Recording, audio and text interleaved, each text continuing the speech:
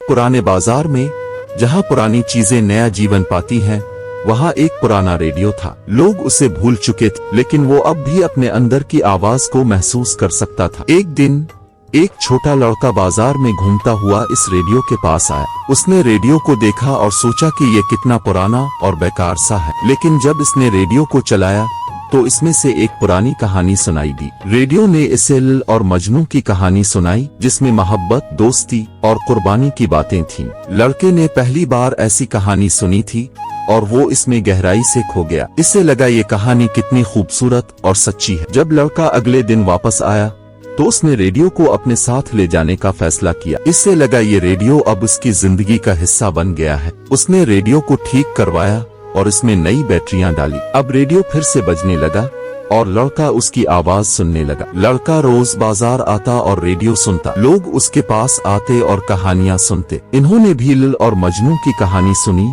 और उन्हें भी वो पसंद आई। लोगों की दिलचस्पी रेडियो में बढ़ती गई और वो सब लैला और मजनू की कहानी सुनने लगे। लड़का खुश था कि वो रेडियो को दूसरों के साथ बांट सकता है। रेडियो की कहानी लोगों के दिलों में उतर गई और वो सब इसे याद रखने लगे। लड़के ने सोचा कि ये रेडियो अब खुद एक कहानी का हिस्सा बन गया है। वक्त के साथ वो पुराना रेडियो एक नई चीज बन गया। वो अब सिर्फ एक पुरानी चीज नहीं था, बल्कि एक कहानी का हिस्सा था। और लड़का, जो पहले इस रेडियो को बेकार समझता था, अब उसकी कहानी का हिस्सा बन चुका था। इसे लगा कि पुरानी चीजें भी नए जीवन को जन्म दे सकती है। लड़के और लोगों ने लैला और मजनू की कहानी से बहुत कुछ सीखा। इन्होंने जाना कि मोहब्बत और कुर्बानी की बातें कितनी अहम होती है। रेडियो अब भी बजता है और लड़का उसकी आवाज सुनता है। इससे लगता है कि ये रेडियो अब उसकी जिंदगी का हिस्सा बन चुका है। और इस तरह पुरानी चीजें भी नए जीवन को जन्म दे सकती हैं और पुरानी कहानियां भी नए लोगों को मुतासिर कर सकती हैं। लड़के और लोगों ने ये सीखा कि कहानियां हमेशा के लिए होती हैं।